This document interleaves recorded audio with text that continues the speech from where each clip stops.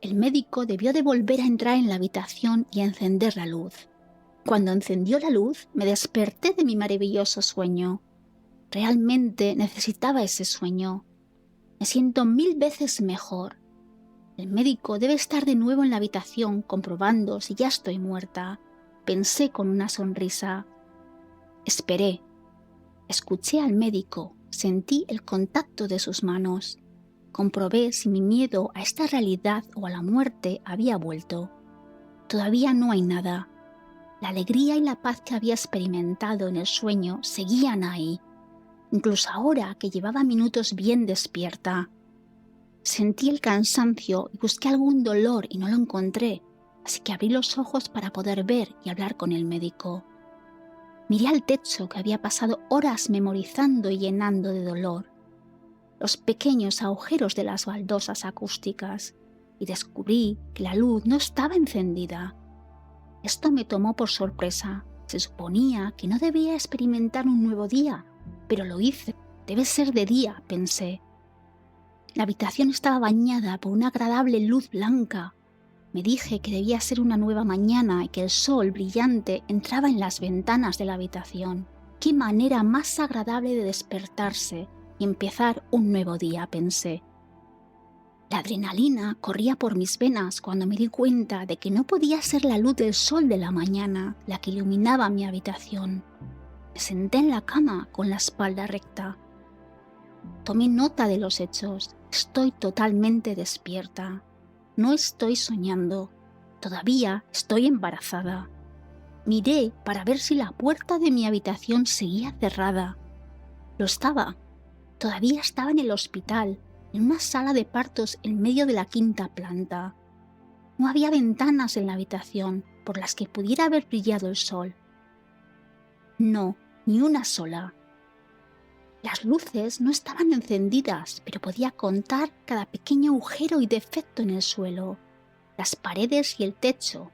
Lentamente revisé toda la habitación. Todo seguía allí. El fregadero, los armarios, la barra metálica de la que colgaba mi bolsa. Ahora noté el dolor en la mano y el brazo donde las agujas habían permanecido demasiado tiempo. Me examiné la mano hinchada. En esa luz blanca y brillante podía ver todo perfectamente. La única diferencia en la habitación era que ya no era fría, antipática y aterradora. La brillante luz blanca que llenaba la habitación había provocado este cambio. Era la misma luz blanca que en mi sueño. La luz llenaba la habitación con tanta intensidad que debería haberme hecho daño en los ojos. Pero no fue así y no estaba sola. «No puedes dármelo porque ya es mío». Oí y sentí la voz retumbante. Las palabras vibraron en mi cabeza y en mis oídos.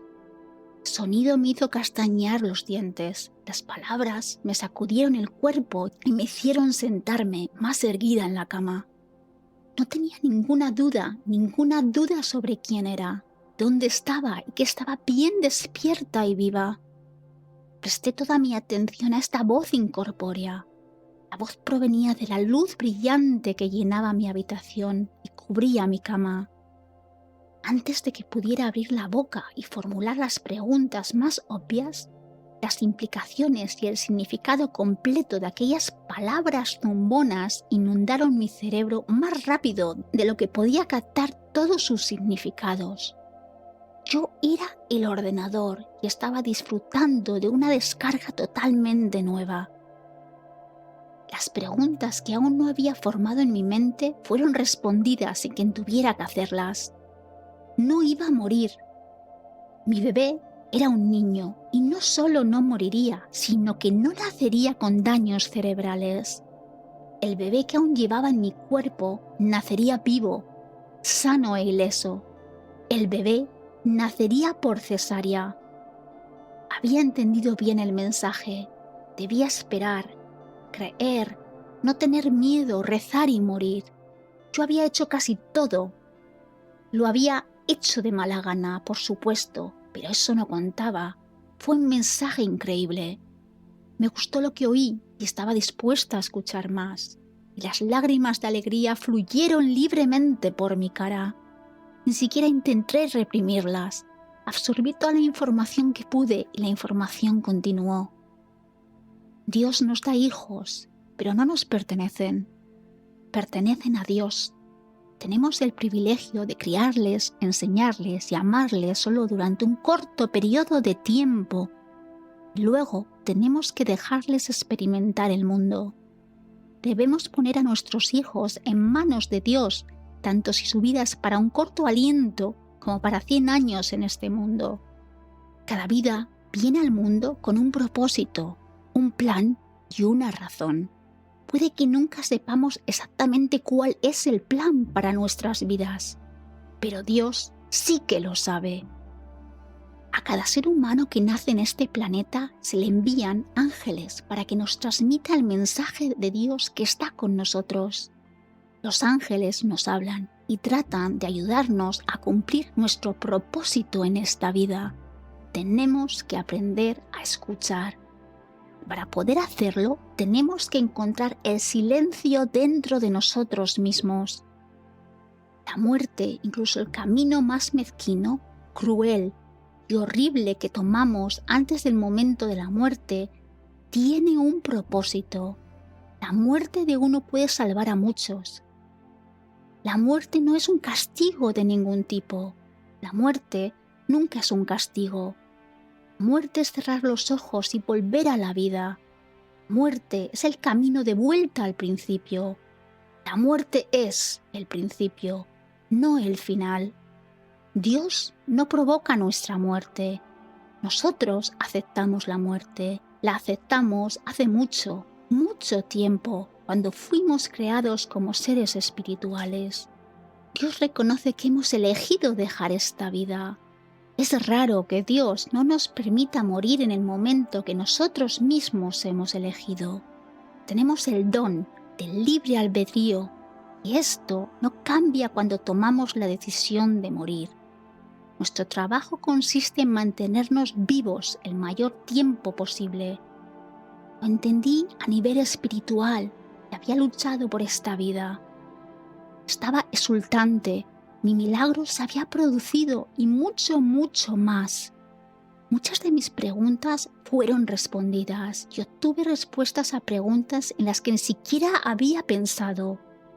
Pero todavía quería más. Sentí la presencia de seres alrededor de mi cama, lo suficientemente cerca como para tocarlos. Tenía muchas preguntas.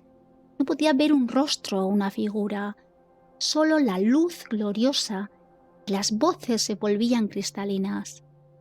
Otra voz comenzó a distinguirse. La voz me resultaba muy familiar. Había escuchado esta voz toda mi vida.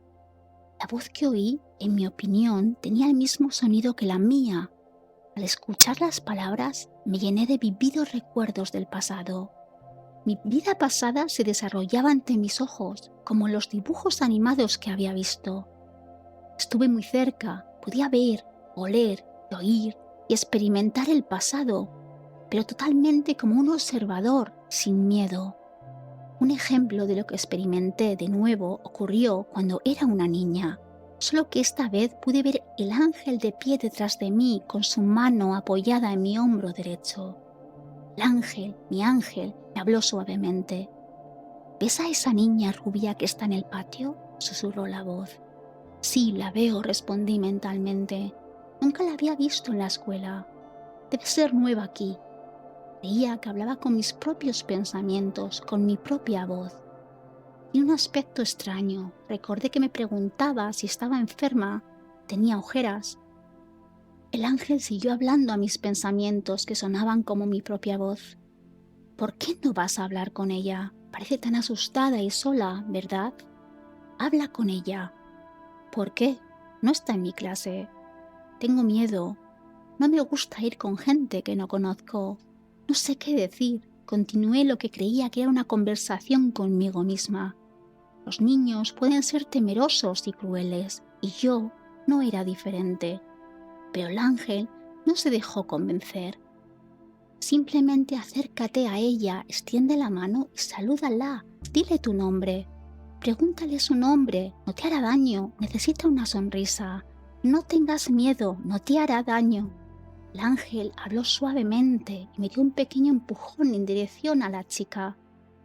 Escuché y me moví lentamente, pero al final llegué a través del patio de la escuela hasta la chica rubia. Le tendí la mano y me presenté con gran vergüenza. Durante el descanso hablamos brevemente y me contó que no había ido a la escuela durante mucho tiempo porque había tenido poliomielitis. Tal como había dicho el ángel, se sentía sola y asustada.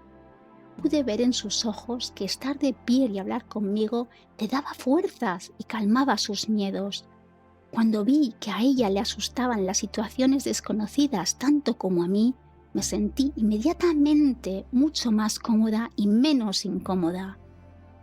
También me hizo sentir valiente e importante. Cuando entré en mi aula y ella en la suya, recuerdo que me di una palmadita en la espalda porque esta vez había superado mi miedo, me había convencido de hacer algo que normalmente no haría. Me había sentido bien y esperaba poder volver a superar mis miedos en el futuro. Me había dado todo el crédito. Menudo chiste el mío.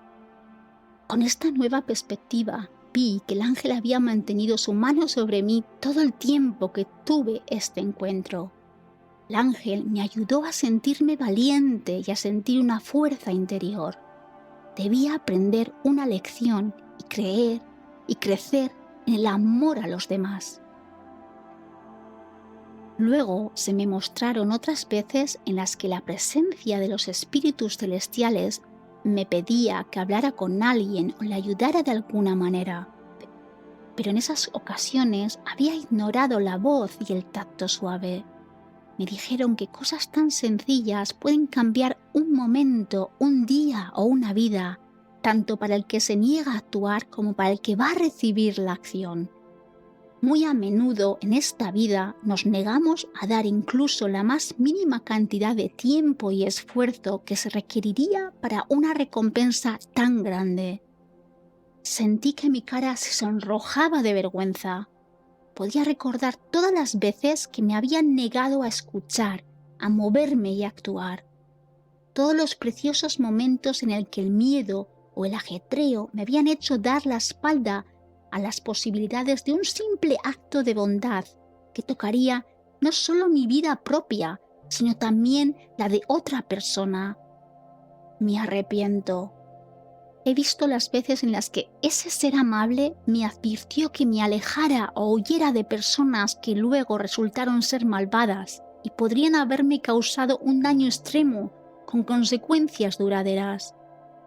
Con gran tristeza vi las veces que el ángel intentó una y otra vez llevarme al camino correcto, pero me negué con gran obstinación y me puse voluntariamente en peligro. ¡Qué terca es la gente! ¡Qué testadura y reflexiva fui! Todo esto y mucho más lo vi en un instante. El ángel estuvo conmigo cuando estaba herida, triste, sola y confundida. El ángel estaba conmigo cuando era buena o mala.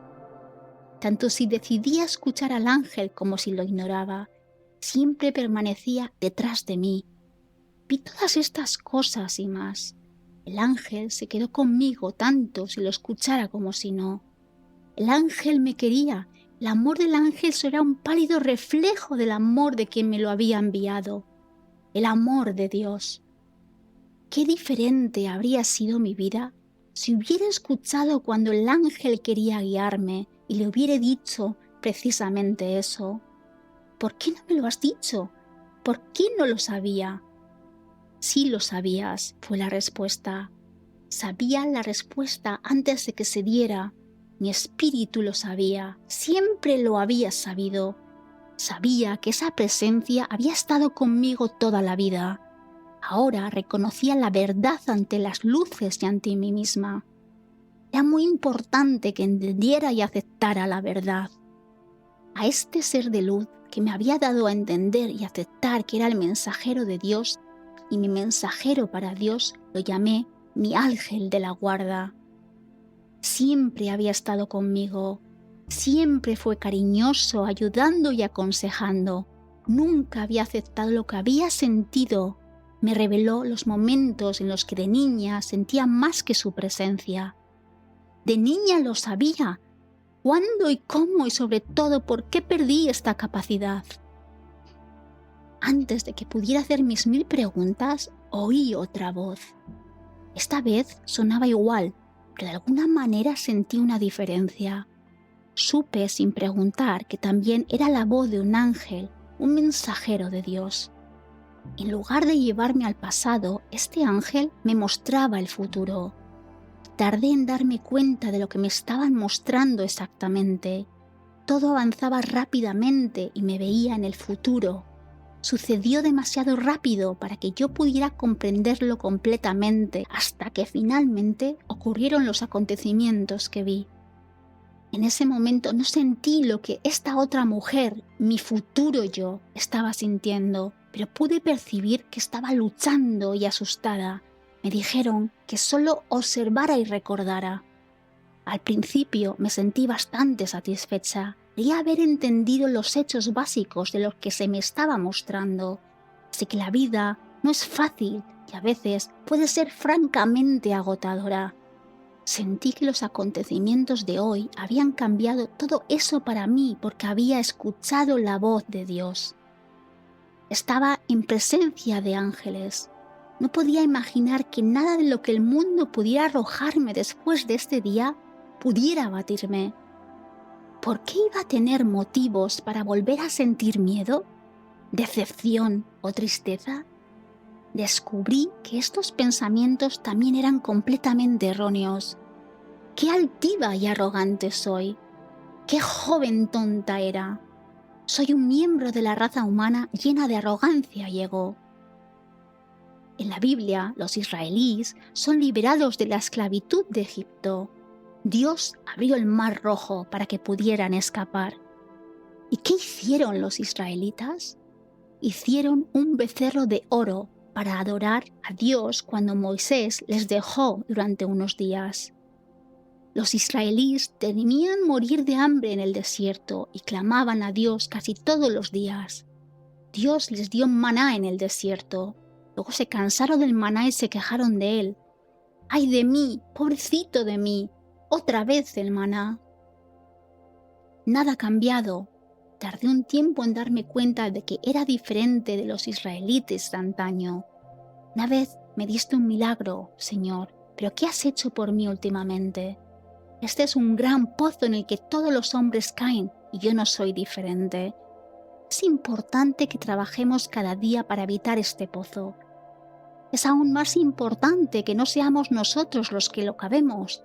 El mundo es lo suficientemente bueno como para cavar fosas para que caigamos en ellas. No necesitamos ayudar al mundo a hacer eso también. Hay un viejo dicho: si estás en un agujero, aprende a dejar de cavar. Hasta el día de hoy no lo he entendido. Anuncié con arrogancia las luces que en el futuro no caería en las trampas que el mundo me tendiera. No cavaría mis propios agujeros. Les dije que nunca podría ser más que feliz, que nunca más perdería la fe. Entonces se me mostró llorando en algún momento del futuro. Me vi sentada sola en un banco de madera en una especie de iglesia, llorando desconsoladamente como si mi mejor amigo acabara de morir. Podía escuchar mis propios pensamientos. Estaba enfadada con Dios. Estaba gritando a Dios: «Tú has hecho esto», grité. «No te escucharé. No haré lo que tú quieras. Me diste libre albedrío. Ahora déjame usarlo. Tengo derecho a hacer lo que quiera y tú no debes detenerme ni interferir», grité en mi mente. Me sorprendí que en el futuro estuviera tan enfadada y fuera tan desobediente con Dios. Yo no podría ser eso. Nunca podría hacer algo así después de mi día milagroso, sin importar lo que hubiera pasado o quién hubiera muerto. Yo no podría ser eso. Estoy segura de que los ángeles se divirtieron. Seguí clamando a Dios, pero entonces una voz igual a la que acabó de escuchar me dijo suavemente que el camino que pedía estaría plagado de dolor y sufrimiento. Esto me hizo llorar aún más y mostrar aún más rabia. ¿Cómo crees que me siento ahora? Lo que quiero hacer no puede causarme más dolor y sufrimiento del que estoy experimentando ahora. Suéltame, le dije a la voz de mi mente. Ninguna otra voz me hablaba y eso parecía enfurecerme aún más de lo que ya estaba, pero podía percibir que podía sentir algo. Está bien, si quieres que vaya por ahí, lo haré, pero tengo que pagar un precio. Después de hoy no volveré a pisar esa iglesia. Ante estas airadas palabras y otras más, mi futuro yo lloró tan fuerte y violentamente que ya no podía oír ninguna conversación, pero podía sentir la sensación total de desesperanza, impotencia, terquedad y determinación. Vaya, es una combinación letal. Entonces vi a un ángel de pie detrás de mi futuro, yo enfadada, poniendo su mano en mi hombro derecho. Entonces apareció otro ángel con su mano en mi hombro izquierdo. Entonces un ángel tras otro, sentados, arrodillados y de pie, aparecieron a mi alrededor. No estaban allí para criticar, regañar o castigarme. Estaban allí para darme fuerza, consuelo y orientación. Los ángeles estaban allí para mostrarme el amor de Dios. Estaban allí para traerme el consuelo, comprensión y el amor de Dios. Qué sorpresa me llevé cuando me mostraron que los ángeles y Dios juegan un papel tan importante en nuestras vidas. ¿Cómo podría tener miedo, tristeza o soledad? ¿Cómo podría volver a decir que no a algo que Dios me pide? ¿Cómo podría perder la fe? ¿Cómo podría pecar? Pero los ángeles me habían mostrado que podía hacer y sentir estas cosas y que haría todas estas cosas. Pero Dios y sus ángeles siempre estarían conmigo y me ayudarían. Podía sentir el amor, la comprensión y la serenidad de los ángeles mientras yo divagaba sobre cómo nunca podría ser así y cambiar. Empecé a pasar más tiempo defendiéndome que escuchando. Después de experimentar todos los milagros de ese día, mi futuro se desarrollaría exactamente como lo había visto. A medida que avanzaba, experimentaba miedo, tristeza y falta de fe, tal como habían predicho. Pecaría y más. Los ángeles lo sabían, pero tardé años en comprender todo lo que me habían mostrado y querían que comprendiera. Sabían desde el principio que no me convertiría en una santa perfecta. Me querían tal y como era. Dios me ama, siempre, no solo cuando soy obediente y perfecta. ¿Qué sensación tan maravillosa es esa? Solo tengo que recordar que Él está ahí y aprender a dejar de hablar el tiempo suficiente para escuchar su voz. Tenía 1000 preguntas, pero antes de que pudiera hacer siquiera una, la segunda voz terminó de hablar. La voz masculina que provenía de la luz comenzó a hablar de nuevo. Esta voz no sonaba como la de los ángeles. Fue el sonido de la primera voz lo que había llamado mi atención. Era la voz que me había dicho que mi bebé le pertenecía a él. La voz ya no me hizo temblar los dientes. Estaba llena de amor, bondad y comprensión. Estaba dispuesta a escuchar. Te he dado un nombre desde el momento en que naciste. Cuando oigas ese nombre, sabrás que estoy contigo. Entonces no tenía ni idea de lo que estaba hablando, pero le escuché. Pronunció este nombre en particular, lo cual no era en absoluto inusual, pero cuando lo escuché, el nombre fluyó directamente a mi corazón como un ser vivo. El amor y la alegría me llenaron. Nunca había experimentado nada antes o después que fuera tan satisfactorio y poderoso. Las lágrimas seguían brotando de mis ojos y amenazaban con engullirme. Mantuve los ojos y los oídos abiertos para poder escuchar cada una de las palabras que me decía. Su voz, solo su voz era muy poderosa. Sabía que lo que él decía era extremadamente importante. Cuando él hablaba, no solo escuchaba sus palabras, sino que también recibía impresiones y percepciones más allá de lo que podía comprender en ese momento. Intenté lo mejor que pude absorberlo todo. Por primera vez en mi vida me quedé sin palabras cuando él me habló. Has buscado la verdad. No hay pecado en la búsqueda. La búsqueda es parte de tu tarea. Busca mi cara, busca mi verdad. No encontrarás toda la verdad en esta tierra durante tu vida. Sigue buscando todos los días de tu vida. Nunca dejes de preguntar. Cuando te hagas amigo de una filosofía, quédate con ella durante un tiempo. Si más tarde descubres que está mal, sigue adelante. No tengas miedo. Las verdades pueden venir de lugares insólitos. Aprende todo lo que puedas de todas las cosas, lugares, personas y acontecimientos. Escucha con tu corazón, tu mente y tus oídos. Sabrás cuando encuentras una verdad. Yo te ayudaré. Eres mía. Yo escuché desde dentro porque allí me tocó y su toque fue cálido y amoroso. Comprenderlo completamente me resultaba imposible. Comprendí menos del 10% de lo que se me dio entonces. Hace más de 30 años. Cada día aprendo más de su significado. Seguiré aprendiendo todos los días de mi vida y más allá. Seguí escuchando la voz y concentrándome con todos mis sentidos hasta que las palabras, las visiones y las impresiones cesaron bruscamente. Esperaba más. Lo que vi fue la brillante luz blanca que había llenado la oscuridad que se desvanecía lentamente. Me decepcioné mucho. Quería que esta experiencia, estas sensaciones duraran toda mi vida. No quería que el calor, el amor y la serenidad que me envolvían desaparecieran nunca. Disfruté de tanta paz y nunca quise que terminara. Quería que la luz me rodeara el resto de mi vida. Espera, espera, llamé a la luz. Me reí y lloré, y las lágrimas de alegría corrieron por mi cara. Tengo muchas preguntas. Con serena compostura me indicaron que cogiera el botón de la llamada a la enfermera. Ya no estaba en mi mano, sino en la cama a mi lado. Al principio estaba confundida. No quería llamar a nadie a la habitación. Quería permanecer en la luz. Encontré el botón de llamada y lo cogí justo cuando la habitación se quedó a oscuras. No te vayas todavía. Quédate aquí, le rogué a la luz. Incluso cuando la habitación volvió a quedar totalmente negra, seguí sintiendo una gran alegría, amor y paz. La luz se había ido, pero sabía que no estaba sola y que nunca más lo estaría.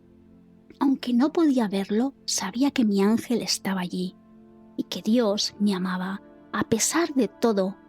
Lo más importante de todo lo que había aprendido era que Dios realmente es, pero el milagro no se detuvo ahí. Era el momento de pulsar el botón de llamada, como me habían indicado, y lo hice. Lo presioné con el pulgar y no lo solté. Esperé en la oscuridad total. Luego esperé un poco más. Pasaron largos minutos mientras pensaba en todo lo que había pasado en aquella sala de partos y en aquella cama de hospital. También me pregunté por qué todo el mundo tardaba tanto en responder al timbre de llamada. ¿Qué sorpresa se llevaría el médico o la enfermera al verme sentada en la cama, viva y riendo? La puerta de la sala de partos se abrió de golpe. Allí estaba un hombre cuya silueta destacaba contra las luces del pasillo. Se quedó inmóvil en la puerta. Podía oír su respiración. Sabía que era mi médico. Podía percibir lo que sentía. Estaba lleno de pena. El médico pensó que estaba muerta. La mano rígida de una mujer muerta pulsó el botón de llamada de la enfermera. Dudó en entrar en la habitación. «Entra, entra», grité alegremente. «No estoy muerta. Entra y echa un vistazo». El médico casi se sobresaltó al oír mi voz. Encendió la luz de la habitación y me cegó su brillo.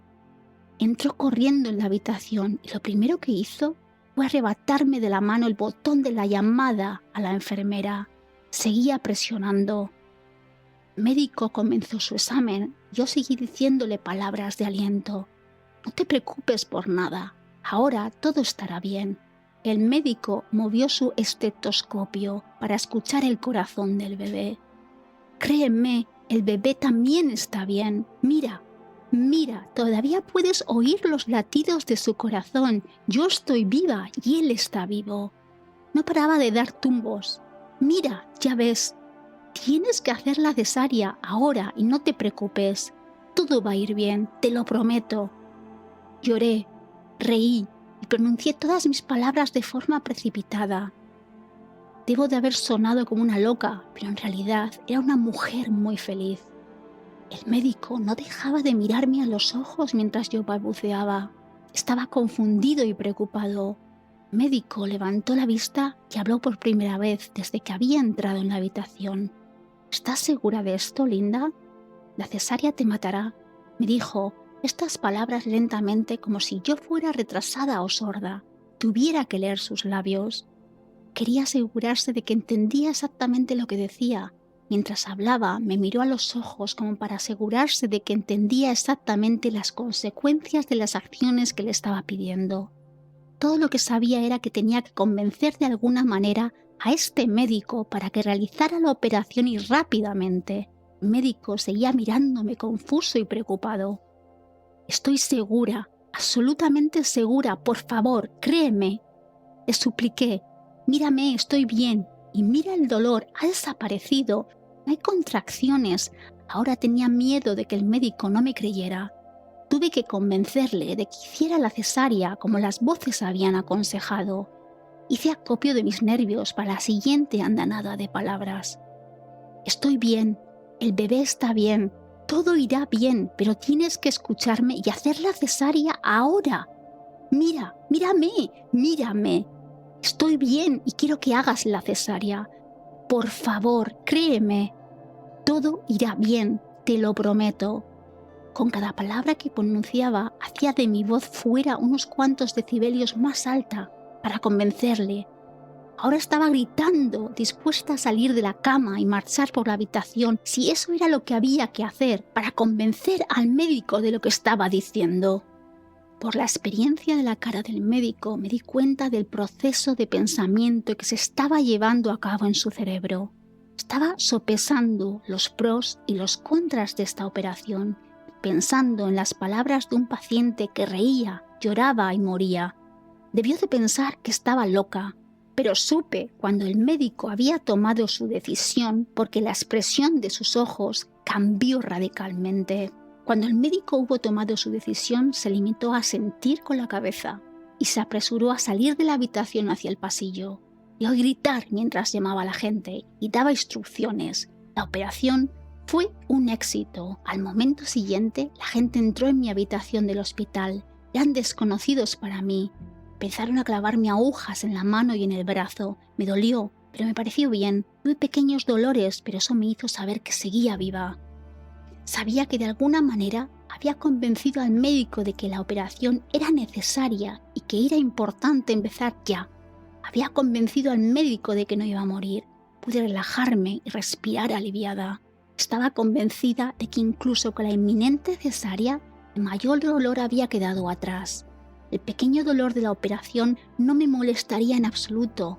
No tenía miedo. La máscara de oxígeno volvió a cubrir mi cara. Esta vez no estaba hiperventilando. Estaba tumbada en la cama, completamente desnuda, y a mi alrededor había gente haciendo todo lo necesario para prepararme para lo que se suponía que era una operación de urgencia. No me preocupaba el mundo. Estaba contenta.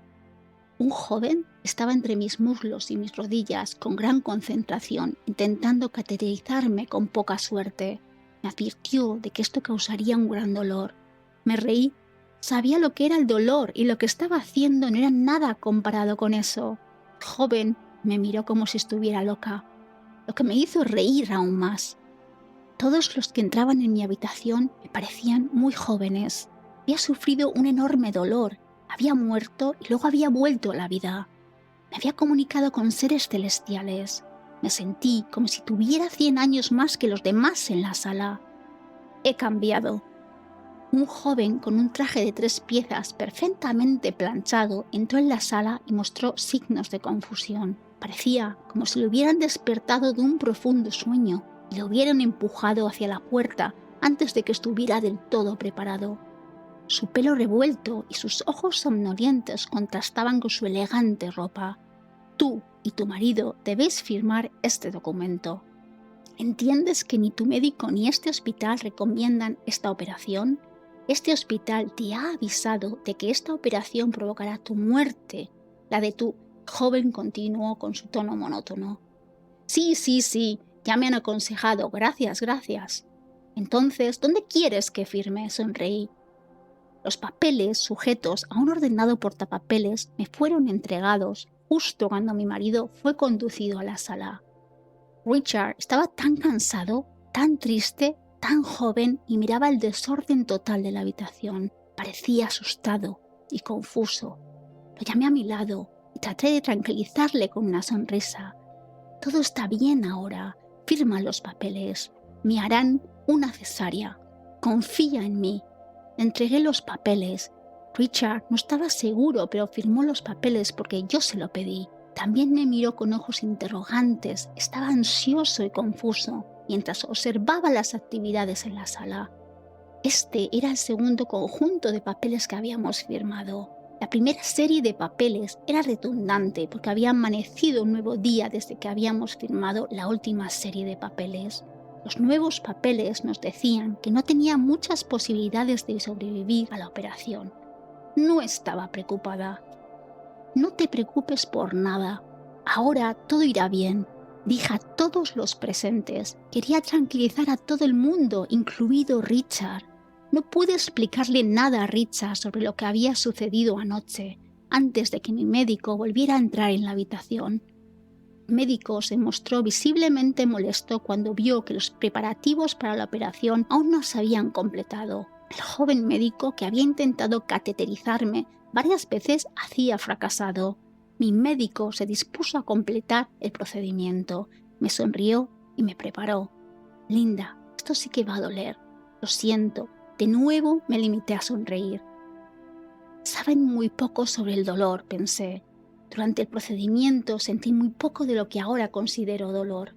Cuando todos los preparativos se completaron, el médico alineó a todos alrededor de mi cama, incluido Richard, y comenzó a empujarme hacia la puerta del quirófano junto con todo el equipo. El médico pidió a Richard que me ayudara a entrar en el quirófano y me alegré de que lo hiciera. En ese momento, mirando a los ojos preocupados de mi marido, me acordé del resto de mi familia. Llevaban 2 días sentados en la sala de espera. Quería asegurarles que estaba bien y que todo iba a salir bien. Dije al médico que quería aceptar su oferta de dejar entrar a mi familia y amigos en la sala de partos ahora. Al médico no le hizo gracia. De hecho, se irritó ante mi sugerencia. El médico estaba más seguro que nunca de que había perdido algunas canicas durante la noche. El médico tenía pánico a llevarme al quirófano y le sugerí que quería tener una charla antes. Podía entender su frustración, pero rápidamente cambió de marcha para satisfacer al paciente. Había aprendido que yo podía ser muy testaruda. Rápidamente se tomó la decisión de no llevar a la familia y a los amigos a la sala de parto, sino de llevarme en mi cama móvil hasta la puerta de la sala de espera. Tenía grandes planes sobre lo que quería decir, pero cuando vi la cara de mi padre me quedé sin palabras. Parecía tan pequeño. Estaba agotado por la preocupación y le faltaba sueño. Me sentí fatal por hacer esto a mis padres. Me puse a llorar. Antes de que pudiera calmarme lo suficiente para hablar, mi padre habló a través de su torrente de lágrimas. Sonrió y dijo: «No te preocupes ahora, todo irá bien, solo tienes que aguantar, te queremos». Me sonrió alentadoramente y levantó el pulgar en el aire. Esa era la forma que tenía mi padre de decirme que me mantuviera firme. Él estaba conmigo esperando lo mejor. No pude decir nada más después de eso. Lloré aún más en mi máscara de oxígeno. El médico dijo que era el momento de ir, así que presioné el pulgar en el aire en señal de aprobación a mi padre. Sin una palabra de ánimo de mis propios labios, me llevaron al quirófano. Pensé que toda la emoción había terminado. Pensé que el resto de la noche sería aburrida. Pensé que mi miedo había terminado. Pensé que mi milagro había terminado. Pensé que estaba equivocada. La noche acababa de empezar. Me levantaron de la cama y me inclinaron sobre la mesa de operaciones para exponer mi espalda desnuda. Me quedé muy quieta mientras me clavaban las agujas en la espalda. Dijeron que me dolería, pero no fue así. Solo sentí puntos fríos y nada más. Me pusieron en la mesa de operaciones y empezaron a envolverme en sábanas. Esperaba que todo y todos estuvieran vestidos de blanco. Una vez más me he equivocado. Demasiado para que la televisión sea un reflejo de la vida real. Los colores eran alegres, azules, verdes y morados. Una sorpresa maravillosa. Me presentaron a un médico que iba a realizar la operación. Mi médico me ayudaría. No se mencionó, pero supuse que mi médico estaba demasiado cansado. No tuve ningún problema con este acuerdo. Me burlé del médico y le dije que quería ver la operación. Empezó a mover los espejos que colgaban del techo y dijo: «Esta vez no, señorita. Puedes ver la operación la próxima vez, no ahora». Cuando empezó la operación, estaba despierta e interesada en lo que ocurría a mi alrededor, pero pronto me cansé. Vi caer algunas salpicaduras de sangre sobre el paño que probablemente se había colocado delante de mi cara para evitar que la sangre me golpeara. Me sentí un poco mareada, así que recosté la cabeza de lado tan cómodamente como pude y me quedé dormida inmediatamente. Me despertó el horrible sonido de mis propios ronquidos. Mis médicos hacían comentarios divertidos sobre mi ronquido. Escuché los comentarios y sonreí. Todos estaban contentos y yo también. Me relajé y no sentí ningún dolor, así que me volví a dormir rápidamente. Cuando me desperté la segunda vez, no oí mis ronquidos, sino gritos, tristeza y confusión. Oí voces fuertes, gritos y maldiciones. Estaba confundida sobre lo que estaba pasando, así que mantuve los ojos cerrados y me limité a escuchar. Mi cansado y sufrido médico era el que gritaba, era el quien juraba: «¡Deprisa, deprisa, saca a ese bebé de ahí!». Los gritos de mi médico eran cada vez más fuertes y su lenguaje más colorido. Luego volvió a gritar, esta vez con una oración adicional: «Por favor, Dios, danos un poco más de tiempo, un poco más de tiempo. Ya ha pasado por muchas cosas. Rápido, rápido. Léeme los números». Mi médico terminó su perorata con maldiciones. Estaba confundida y preocupada. ¿Qué vienen estos gritos? ¿Por qué está mi médico tan enfadado?, pensé. Una voz masculina situada a mi derecha empezó a gritar números igual que mi médico había gritado la petición. La voz que leía los números intentaba anular los demás ruidos del quirófano. Los números eran mi presión arterial, mi ritmo cardíaco y mi ritmo respiratorio. Cuando me di cuenta de lo que representaban las cifras, me sorprendió lo bajas que eran. Mi presión arterial no debería ser inferior a 110, pensé para mí, tratando de recordar cuáles deberían ser las cifras normales. Nunca me había preocupado por esto. ¿Cuántas respiraciones debo hacer? ¿Cuántas veces por minuto late el corazón?, pensé.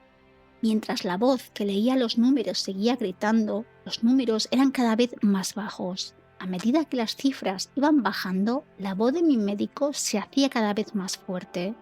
Siguió maldiciendo, mezclado con sus oraciones. «Por favor, Dios, danos más tiempo. Ya ha pasado por muchas cosas. Lo único que pedimos es un poco más de tiempo, Dios. ¿No puedes darnos un poco más de tiempo? ¡Maldita sea! ¡Maldita sea! ¿No puedes ir más rápido?». Rezaba, maldecía y gritaba instrucciones al mismo tiempo. Quería disipar los temores de los demás. Todo iba a salir bien, por supuesto que lo sabía, pero también tenía que decírselo a todas las personas alteradas en el quirófano. No importaban los números, todo iría bien. No quería ser la causa de toda la excitación y el enfado. Intenté mover la cabeza de la posición lateral a la posición central. Mi cabeza respondió a mi orden.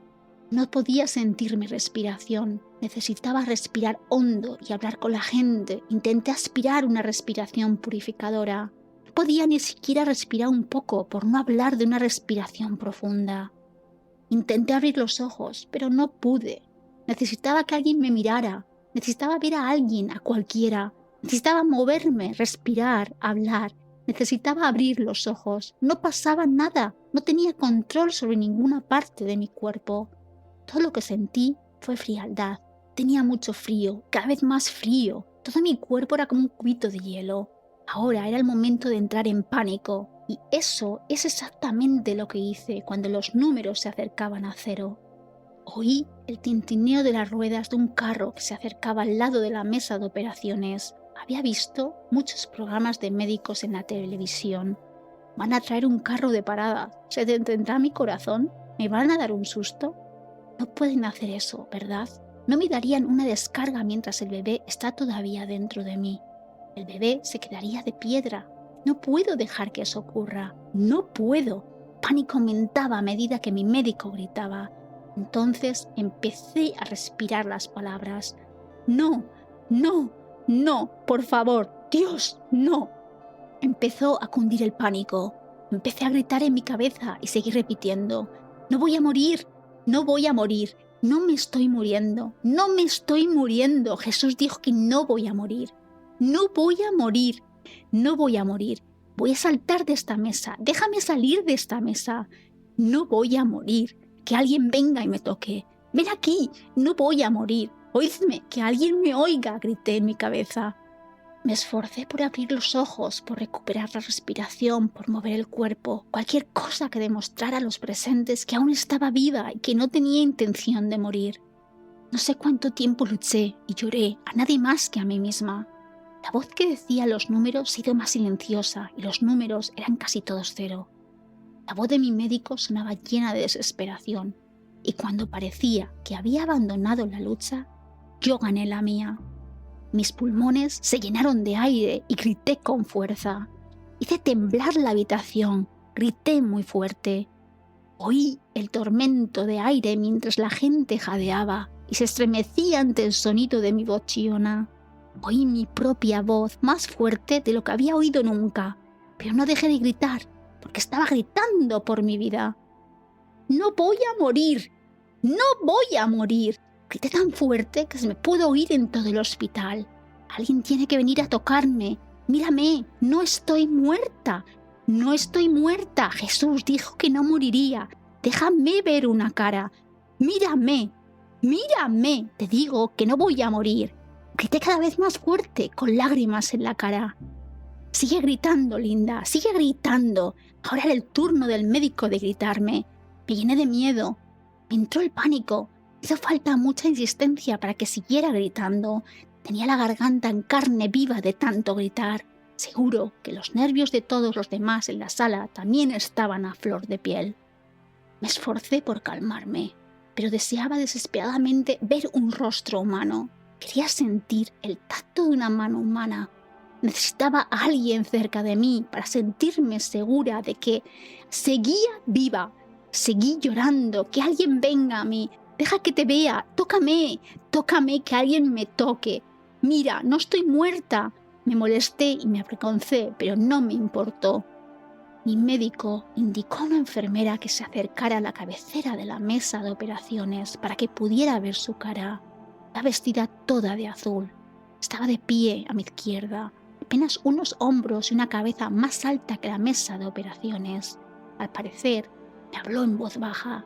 Me costaba entender su voz porque estaba llorando mucho. Llevaba guantes mientras se limpiaba las lágrimas que corrían por su cara. Siguió hablándome en voz baja, pedí ver su cara y que me tocara. Sentí mucho frío. Llevaba una mascarilla quirúrgica y quería verle la cara. Quería el contacto humano, piel con piel, para tranquilizarme y poder asegurar a todos los demás en la sala que no estaba muerta ni moribunda. Empecé a llorar y a exigir, ya que estaba al borde del pánico. Mi médico gritó a la enfermera: «Quítate la máscara y tócala». La enfermera parecía reacia a seguir las instrucciones del médico, pero se quitó los guantes y la mascarilla quirúrgica que ocultaba su rostro. Cuando vi su cara, me sorprendí y me quedé muy quieta. Era hermosa, pero a mi rostro helado sus manos eran como un calor vivificante. Se parecía a los ángeles que había imaginado de niña. Bajo su gorro azul pude ver lo que parecía un pelo blanco pálido. Tenía unos ojos azules perfectos, unos labios rojos, una piel suave y pálida y una voz suave a juego. «Todo está bien ahora. Te tengo a ti», dijo ella. Siguió tocando mi cara con sus manos sin guantes. Me besó en la mejilla con sus labios y eso me quitó el miedo y el pánico. Me susurró suavemente palabras tranquilizadoras al oído. Me tranquilicé inmediatamente. Le dije que ya estaba bien. Le dije que todo iría bien y que no iba a morir. Me aseguró que tenía razón Me animó a seguir hablando con ella, pero entonces no se me ocurrió ninguna palabra que decir, pero ella siguió hablando conmigo. Recordé que las voces me habían dicho lo importante que son las personas entre sí. ¿Qué razón tienen? El toque de esta mujer no tiene precio para mí. Me sentí avergonzada de haber tenido tanto miedo. Hacía poco tiempo que había estado en presencia del Señor y de los ángeles, que me habían dicho que el bebé y yo viviríamos, y sin embargo había estallado llena de miedo y pánico por mi vida y la del bebé. Qué rápido lo había olvidado. Ahora el miedo y el pánico me han abandonado por completo. Mi médico anunció con entusiasmo que el bebé iba a nacer. Podía sentir el peso del bebé abandonando mi cuerpo. Podía oír el sonido húmedo del cuerpo del bebé. El doctor Peterson y su equipo estaban atendiendo al recién nacido. Podía oír, pero no entender, muchos de los sonidos y voces que había a mi derecha. El doctor Peterson empezó a hablar con voz irritada. ¿Me has sacado de la cama para esto? Mira a este chico tan grande y hermoso. Pude oír la diversión y la sonrisa de alivio en su voz. ¿Qué? Fue la respuesta airada de mi médico. Oí sus pasos alejándose rápidamente de la mesa de operaciones. ¡Dios mío! ¡Mira esto! Linda, este bebé es precioso. Pesa 3,5 kilos. Tiene pelotas en el culo. El quirófano se llenó de risitas ante lo que había dicho el médico. La voz de mi médico estaba llena de risas, alegría y alivio. Es perfecto. La voz del médico era tranquila y estaba llena de preguntas sin respuestas. El pequeño era perfecto. Esto fue una sorpresa fenomenal para mi médico. Tenía en sus manos a un niño perfecto y vivo que había sido condenado a muerte ayer mismo. Oí una voz desconocida que me interrumpió. Domingo de Pascua. La voz de mi médico se llenó de asombro y de lágrimas al repetir: sí, el domingo de Pascua. Sonreí, me alegré, pero me sentía más que cansada. ¿Cuánto tiempo tengo que estar despierta? Estoy muy cansada. No hablé con nadie en la sala. Estaba dispuesta a irme a dormir cuando la emergencia hubiera terminado y supiera que todos estábamos fuera de peligro. Mi médico me respondió: el doctor Goldstein necesitará otros 20 minutos para cerrar la sala, pero ya puedes irte a dormir. Todo está bien, puedes irte a dormir, me aseguró. Apenas salieron de mi boca las palabras de agradecimiento, cerré los ojos y me dormí. 8 horas después me desperté en la sala de recuperación. Detrás de las cortinas que había a mi lado, alguien gemía y sonaba como si tuviera mucho dolor y necesitara ayuda. Intenté darme la vuelta para ver quién estaba allí, pero estaba atada con bastante fuerza a la cama y mi brazo hinchado seguía con una vía llena de sangre. Llamé a una enfermera. Me recibió una joven alegre. «Hola, bella durmiente, ¿cómo estás?» Apartó las cortinas de la cama que me separaban del resto del mundo y me di cuenta de que era de día. Todavía estaba muy cansada y tenía mucha sed. Estaba viva y había vuelto a la normalidad. Realmente no estaba segura. Había estado pensando mucho y tenía mucha información que aún no había asimilado o entendido. Quizás no he vuelto a la normalidad. He cambiado. El mundo ha cambiado. ¿Qué hago y a dónde voy?, pensé. La enfermera me explicó que la mujer que estaba en la sala de recuperación junto a mí acababa de salir de la anestesia y se encontraría bien. La enfermera rodeó la cortina y habló con la mujer para decirle que era hora de despertarse y los gemidos cesaron. Le dije a la enfermera que tenía sed y me trajo agua en un vaso con pajita y me ayudó a sostener el vaso con mis manos. Me animó a beber, bebí el agua. La enfermera me dijo que sabía que había tenido una noche dura, pero que todo estaba bien ahora y que no tenía que preocuparme más. Lo único que pude decir fue: gracias. Entonces le pregunté qué hora era. Me pareció importante saber qué hora era porque había perdido mucho tiempo. Siempre quise orientarme por el tiempo. Sonrió y me dijo que eran las 10.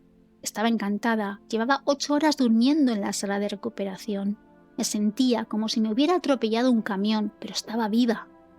Empecé a hacer inventario y a examinar mi cuerpo para ver si dolía algo. Lo único que pude encontrar fue mi mano y mi brazo. Estaban atados y tenían sangre. Por lo demás, solo estaba cansada. La enfermera me dijo entonces que un joven había estado esperando fuera toda la noche y si me sentía bien dejaría verme durante un rato. Estuve de acuerdo. Un joven entró en mi habitación, sabía que era Richard, mi marido, pero casi no lo reconocí. Parecía tan joven y tan cansado, también parecía cambiado. Richard trajo flores y juguetes y una caja de dulces en formas de corazón. Me pregunté si sabía que era diferente en él. No estaba segura de lo que quería decir, así que le dije que no. Me explicó que me había portado tan bien que se había afeitado el bigote. Me avergüenza decir que no me había dado cuenta, pero no lo dije. Richard no había dormido mucho, ni comido, ni bebido mucho durante su calvario que sufrió por la separación que sufrió por mí. No solo se había afeitado el bigote, sino que también había perdido 13 libras. Empecé a pensar en el sufrimiento que él y el resto de mi familia habían padecido durante este calvario. Me sentí avergonzada por no haber pensado más en ellos hasta ese momento. Richard me entregó la preciosa caja de bombones y se dispuso a abrirla, pero lo detuve. Soy un amante del chocolate, pero en ese momento solo pensar en el chocolate me revolvía el estómago. Me acordé de la enfermera del quirófano que me había tocado tan maravillosamente y me había hablado. La llamaba mi ángel. Le pregunté a Richard si la encontraría y le daría los dulces. Dijo que lo haría, pero tras una búsqueda no se encontró a la mujer que había descrito, así que los dulces se llevaron a la estación de enfermeras para que todas lo disfrutaran. Durante mi estancia en el hospital pregunté varias veces por la enfermera del quirófano porque quería darle las gracias, pero nadie pudo decirme nunca quién era. Mi descripción debe haber sido completamente errónea. No digo que fuera un ángel real, porque si era una persona real, solo quiero decir aquí que las enfermeras pueden ser la gracia salvadora de un paciente, y quiero darle las gracias a todas. Richard no se quedó mucho tiempo porque yo estaba muy cansada, y él también. Me habló de mis padres y del bebé que aún no había visto. Era extraño, pero sabía que todo estaba bien y sabía que era perfectamente seguro que volviera a dormir. Justo la noche anterior había estado luchando contra el sueño porque tenía miedo de no volver a despertarme. Ahora lo único que quería era dormir. En mitad de la noche me trasladaron a la sala normal. Me desperté y tiempo suficiente para ver cómo me llevaban a un ascensor y luego me volví a quedar dormida. Me puse al día con todo el sueño que había perdido en la última semana. El doctor Goldstein entró en mi habitación para revisar mis puntos con un grupo de estudiantes de medicina. Me quitó el vendaje y comprobó que estaba curado y que ya no había sangre. Se sorprendió. Encubrió esta sorpresa diciendo que había hecho un trabajo maravilloso. Le di las gracias y él y sus alumnos se marcharon.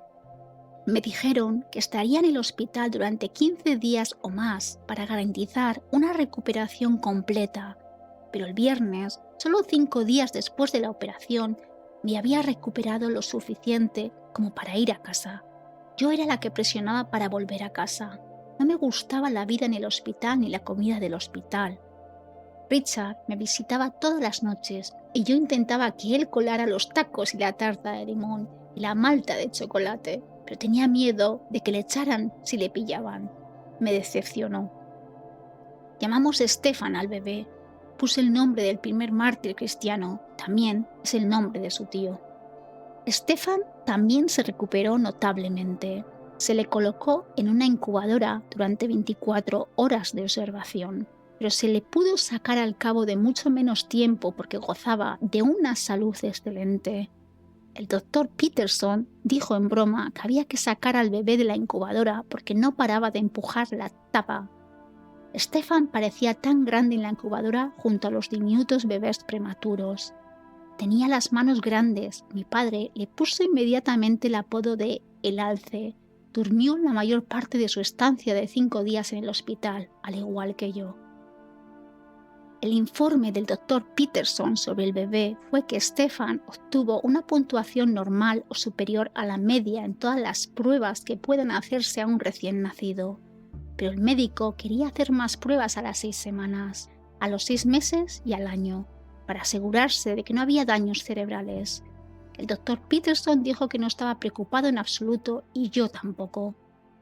2 días después de recibir el alta del hospital, mi hermana, su hija, mi hijo recién nacido y yo fuimos a dar un paseo por la playa y disfrutamos del calor del sol primaveral. Al salir del hospital me quedé perpleja. ¿Debería subir a la montaña más alta y contar al mundo el milagro que había ocurrido? ¿Debería cambiar de trabajo y servir a Dios de alguna manera?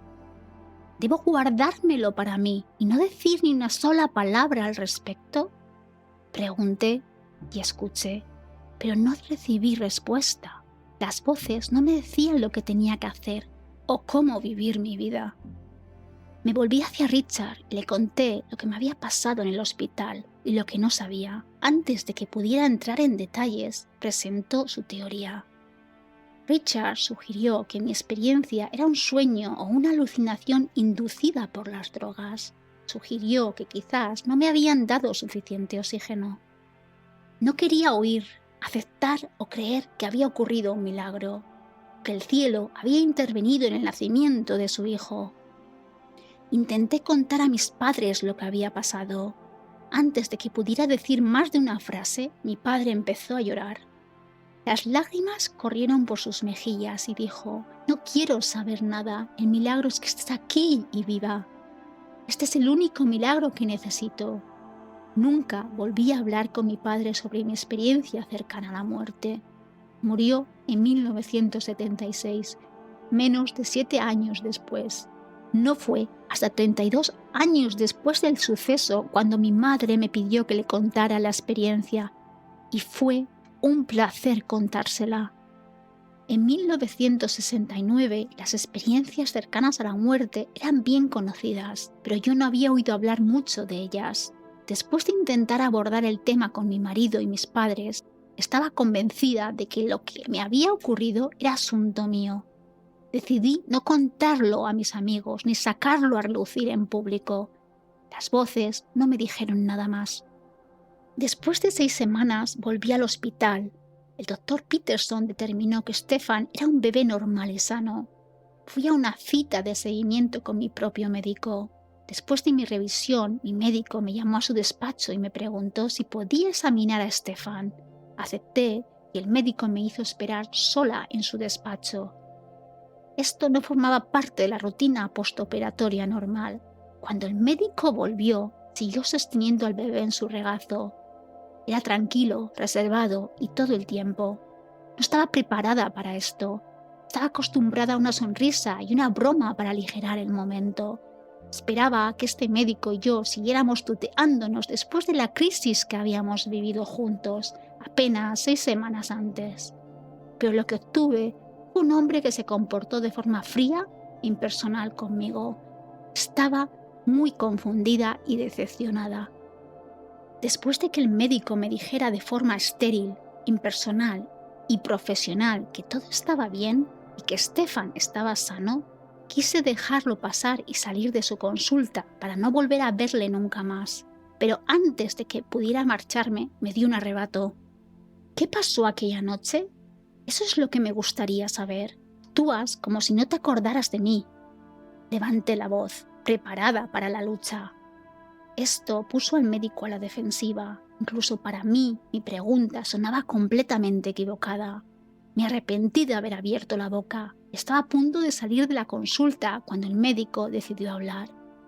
Dijo que no sabía exactamente de qué estaba hablando. Me explicó que el fin de semana en que nació Stefan fue un fin de semana largo para él. Hubo 15 partos y varios de ellos fueron por cesárea, de los cuales el mío fue solo uno. Sabía que había mentido sobre las cesáreas porque en toda la semana que estuve en el hospital solo hubo 2 cesáreas y una de ellas fue la mía. Me sentía avergonzada y enfadada. ¿Cómo no va a dejar huella algo tan emotivo y profundo como ver morir a una paciente trozo a trozo? ¿Cómo es posible que no recuerde mis gritos en el quirófano? ¿Cómo no recordarse a sí mismo volviéndose loco y gritando en el quirófano? Me enfrenté a él. ¿Por qué te alteraste tanto en el quirófano gritando e insultando? ¿Sabías que podía oír cada palabra que decías? Su respuesta fue inmediata y airada. No has oído nada. Estabas inconsciente. Así que el médico se acordó, pensé. Escuché cada palabra y más, dije. Entonces empecé a repetir lo que había dicho y los extraños sonidos que había oído. Cuanto más decía, más grandes se hacían sus ojos y más pensaba que se iba a enfadar. Pero antes de que el médico dijera una palabra, vi que sus ojos se ablandaban y su actitud cambiaba.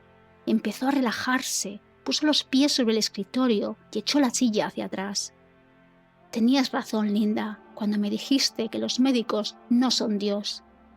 Había estado escuchando, pensé. He visto a un niño de 5 años morir de shock después de haberse golpeado el dedo del pie.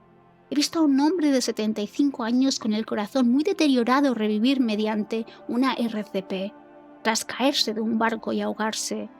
¿Sobrevivió? No hay ninguna diferencia, continuó. Dijiste que un médico es solo humano. Tienes razón, estaba tan frustrado, cansado y enfadado en aquel quirófano que me puse a gritar cuando te perdimos. Era gritar o llorar. Te estabas muriendo y no había nada que pudiera hacer para evitarlo. Supongo que a partir de ahora tendré que pensar en lo que le digo a un paciente inconsciente. No, dijo el médico, que ahora estaba relajado y de mucho mejor humor. Estabas agonizando en la mesa y no había nada que pudiera hacer al respecto. Pero mírate ahora y mira a este hermoso y saludable bebé. Los médicos no somos dioses y cometemos errores. Apretó al bebé contra su pecho y acarició su sedosa cabeza. No estaba segura de si era el médico o yo quien debía llorar primero, pero cuando me devolvió a Stefan me di cuenta de que su estado de ánimo había cambiado una vez más. Se había vuelto tenso y estéril. Era la forma que tenía este médico de contener las lágrimas que amenazaban con atravesar la fachada profesional que ponía alrededor de lo que consideraba una debilidad. La conversación había terminado. Quería contarle al médico toda la historia de lo que había sucedido en mi sala de partos cuando salió de la habitación y volví a oír el botón de llamada de la enfermera. Pero una pared me lo impidió. Esa fue mi respuesta a la pregunta de si era mi responsabilidad hacer pública mi experiencia cercana a la muerte y contársela al mundo. Esa fue la última vez que vi a ese médico. Como habéis podido escuchar, Lisa tuvo una ECM maravillosa y traumática. Gracias siempre por estar aquí y hasta el próximo domingo.